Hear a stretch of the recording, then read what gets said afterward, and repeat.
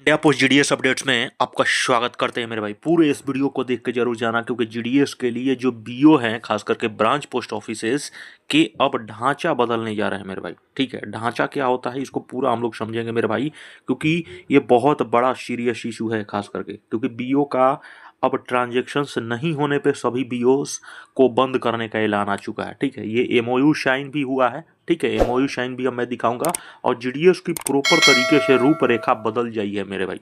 ठीक है, अब कैसे रूपरेखा बदली है, क्योंकि आपको भी जान के हैरानी होने जा रही है।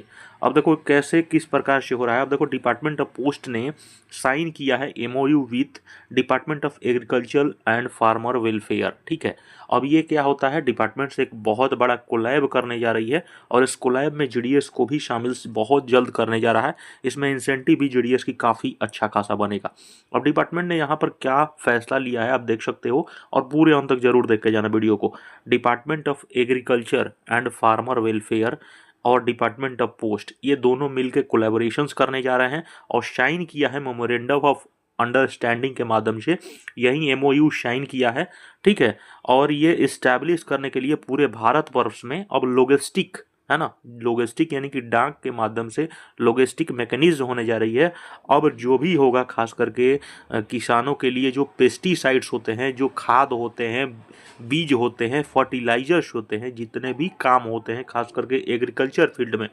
ठीक है, एग्रीकल्चर फील्ड्स में सारा काम अब डिपार्टमेंट ऑफ पोस्ट के स्टाफ करने जा रहे हैं मेरे भाई। यहाँ पर इंसेंटिव भी उनकी टॉप लेवल पे होने जा रही है, ये भी हम आपको दिखाएंगे। अब देखो ये पेस्टिसाइड्स हो गए, सीड्स हो गए, फर्टिलाइजर्स हो गए, ये सैंपल्स हैं। इसको डिजाइनेटेड लेबोरेटरीज और अक्रॉस द कंट्रीज इनको प्रॉपर तरीके से लॉजिस्टिक फ्रेम्स में, जैसे आप देखे होंगे, जैसे स्टूडेंट्स को लेके लॉजिस्टिक फ्रेम्स में किया गया। 24 hour speeds and 48 speed post आया। फिर उसके बाद डिपार्टमेंट ने यहाँ पर देख सकते हो प्रॉपर तरीके से एग्रीकल्चर डिपार्टमेंट के साथ वेलफेयर डिपार्टमेंट किया, मतलब आगे टॉप लेवल पे बढ़ रही है डिपार्टमेंट। यहाँ पर देख सकते हो एमओयू साइन हो चुका है, यानी कि किसानों के लिए बहुत बड़ी खुशखबरी है और खास करके जीडीएस के लिए भी साथ में मेरे भाई। अब ये देखिए ये सर्कल लेवल अदालत भी होने जा रही है, जो कि डिपार्टमेंट्स के लिए और खास करके जीडीएस के लिए भी एक बहुत बड़ी खुशखबरी है।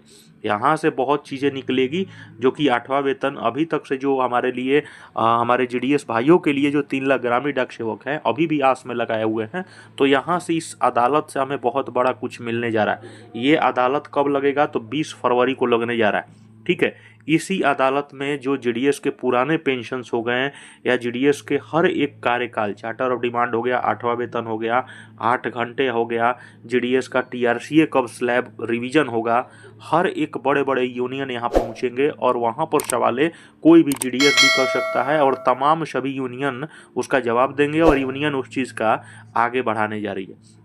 अब इस चीज़ को समझते हुए थोड़ा सा आगे बढ़ेंगे साथियों, कि हमारा जो खास करके जीडीएस के लिए और तमाम सभी भाइयों के लिए लेटेस्ट फिटमेंट फैक्टर डिपार्टमेंट ने किस प्रकार से तैयारी अब किया है। ठीक है, अब देखो रियलिस्टिक व्यू है, मतलब इस प्रकार से रियल तरीके से अगर देखोगे डिपार्टमेंट किस प्रकार से आगे बढ़ रही है। अब देखो मिनिमम पे आप जानते हो खास करके एमटीएस के लिए 18,000 होती है, तो 18,000 से 2.15 इसको रियलिटिक देखा जा रहा है कि अभी हमारा जो सिचुएशन, जो करंट सिचुएशन चल रहा है वो 2.15 का फिटमेंट फैक्टर से 38,700 हमारा यहाँ पे खास करके एमटीएस के लिए हमारे जो भी और अदर डिपार्टमेंटल है उनके होने जा रहा है। ठीक है, यानी कि 2.15 फिटमेंट फैक्टर रियलिटिक देखा जा रहा है। लेकिन मिडिल तरीके से देखा जा रहा है, बीच में भी एनालिटिक फाइनेंशियल एक्सपर्ट्स भी बता रहे हैं कि उनकी सैलरी कहीं ना कहीं 44,000 हो जाएगी। ठीक है, और यूनियन का डिमांड है, खास करके जो बड़े यूनियन है, एआईजीडीएस हो गया, बीएमएस हो गया, एनसीजेसीएम यूनियन हो गए, इन प्रकार की यूनियन का कहना है, जो स्टाफ यूनियन है, शिव गोपाल मिश्रा जो है, उन सभी का यूनियन का डिमांड है कि सभी जो डिपार्टमेंटल है कम से कम उनकी सैलरी 51,000 हो। और खास करके जीडीएस का अगर फिटमेंट फैक्टर 2.86 हो जाती है तो उनकी सैलरी अप्रॉक्स मेरे भाई, अब देखो फिटमेंट फैक्टर अगर 2.86 हो जाती है तो 12 इंटू 2.86 करोगे तो सैलरी कम से कम नहीं तो मेरे भाई 30 से के ऊपर जाएगी। ठीक है, 30,000 के ऊपर जाएगी। अब देखो डीओपी और जीडीएस के लिए क्या कितने बड़ा है, क्योंकि पूरा तरह से ब्रांच ऑफिस का रूपरेखा बदलने जा रहा है। अब देखो ये बीच में आपको ऑलरेडी बताया था कि डिपार्टमेंट काफ़ी ज़्यादा सख्त हो गया है मेरे भाई। ठीक है, सख्त इन द सेंस मतलब कि डिपार्टमेंट्स काफ़ी ज़्यादा अलग अलग जो सर्कल्स के जो सीपीएमजी हो गए या पीएमजी हो गए, ठीक है, पीएमजी एंड सीपीएमजी जो भी हैं मेरे भाई पूरा प्रॉपर तरीके से सख्त हो गए हैं। अब सख्त मतलब अब देखो, नो ट्रांजेक्शन्स अगर किसी भी मंथ में किसी कोई बीओ है, अगर वो ट्रांजेक्शन्स बिल्कुल ना करता है, 1 रुपया नहीं करता है, उस बीओ को कहीं ना कहीं से मेरे भाई मर्ज करने की तैयारी यहाँ पर डिपार्टमेंट ने कर दिया है। इसीलिए मैंने बताया आपको शुरू में ही कि बीओ का रूपरेखा 100% बदल देगा विभाग मेरे भाई, क्योंकि तैयारी उसी की चल रही है। इसीलिए आप लोग देखे होंगे अमूमन टारगेट्स लगातार आए थे, जो बीच में दिसंबर में काफ़ी ज़्यादा टारगेट्स आए हैं, अभी भी लगातार पीएलआई, आरपीएलआई और अदर्स ट्रांजेक्शन्स को लेके आते हैं। अब ट्रांजेक्शन्स पे इसलिए फोकस है कि डिपार्टमेंट नहीं चाहता है कि कोई भी ब्रांच ऑफिस हो जहां से 1 रुपया का डिपार्टमेंट्स को फ़ायदा ना हो। ठीक है, अब आप देख सकते हो कि नॉर्थ ईस्ट इलाके में भी जहां पे टारगेट्स 2 सालों में 1 रुपया का नहीं आया था टारगेट्स, और टारगेट आया था मतलब बहुत कम आया था पिछले 2 सालों के अंतर्गत, लेकिन ये 1 महीना के अंतर्गत इतना ज़्यादा टारगेट्स आया था, उसको 2 सालों के बराबर कवर करा लिया है डिपार्टमेंट ने।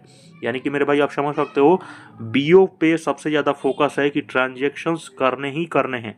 अगर आपके ट्रांजेक्शन्स बिल्कुल नहीं हो रहे हैं तो आप कहीं ना कहीं वो बीओ प्रॉपर तरीके से खतरे में है मेरे भाई। अब खतरा मतलब कि उस पे उसको मर्ज कर देगा। अब अगल बगल में कोई भी अगर बीओ होगा पास में, तो उसी बीओ को, उस दोनों बीओ को साथ में ला देगा और मर्ज कर देगा। ठीक है, और ये जो स्टाफ होंगे इनकी नौकरी जाएगी नहीं, उसी में काम करेंगे और उनको बहुत कम पैसों पे रखा जाएगा। ये सिचुएशंस बढ़ सकती है क्योंकि आगामी आने वाली स्थितियों में। अब देखो, डिपार्टमेंट ने अलग से रेशनलाइजेशंस के लिए और प्रॉपर तरीके से प्राइवेटाइजेशंस के लिए, मर्ज के लिए तैयारी कर दिया है। शुरू से ही कहा था मैं आप लोगों को कि अगर जो ऐसे लोग हैं, ऐसे बीओ हैं जो विभाग प्रॉपर तरीके से कह दी है कि ऐसे बीओ जो भी हैं जो ट्रांजेक्शन्स नहीं कर रहे हैं, तो वो प्रॉपर तरीके से ख़त्म करने की तैयारी है विभाग की। ठीक है, अब ये देखो, बीच में मैंने ऑलरेडी आप लोग को बताया था कि डिपार्टमेंट्स लगातार, ये जो पटना जीपीओ है, ये मेरे भाई आप समझ सकते हो कि चयन प्रतिक्रिया, ये क्या है, प्राइवेटाइजेशंस की तरफ इशारा कर रहा है, प्राइवेटाइजेशंस की तरफ इशारा कर रहा है। अब देखो, इस प्रकार से ये प्राइवेट टाइप के जो एजेंट्स होते हैं, खास करके प्राइवेट एजेंट्स होते हैं, आरपीएलआई के लिए, पीएलआई के लिए, इन लोगों का रिक्रूटमेंट्स निकाले हैं डिपार्टमेंट ने। देख सकते हो, ये प्रॉपर तरीके से पटना जीपीओ से निकला है मेरे भाई, पटना जीपीओ से उप डाकपाल, देख सकते हो। ठीक है, तो ये मेरे भाई पूरा डिपार्टमेंट्स तैयारी किया है, और ये जितने भी रूपरेखा हैं, अगले आप देखोगे अगले 1 साल के अंदर रूपरेखा बदल जाएगा। ठीक है, इस प्रकार से रूपरेखा बदलेगी, क्योंकि डिपार्टमेंट अब देखो प्रॉपर तरीके से अब आईडीसी आ जाएगा। ठीक है, आईडीसी आने के बाद आप देखो बीओ बहुत सारे रेशनलाइजेशंस हो रहे हैं। ठीक है, और ख़ास करके एबीपीएम हो गए, डाक सेवक हो गए। ठीक है, इनकी वैकेंसी आनी मतलब 9 के बराबर हो जाएगी। ठीक है, जो काम कराना होगा वो बीपीएम से ही कराएंगे। ठीक है, तो ये सारे जो भी चीज़ें हैं, बदलाव डिपार्टमेंट्स प्रॉपर तरीके से करने जा रही है। यही तैयारी है विभाग की, और यही प्रॉपर तरीके से सोच रहे हैं कि वर्कलोड्स को कैसे हम लोग डबल करें। ठीक है, वर्कलोड की तैयारी प्रॉपर तरीके से विभाग है। और बाकी आप लोग समझ चुके कि चैनल को सब्सक्राइब करके अपना ख्याल रखो।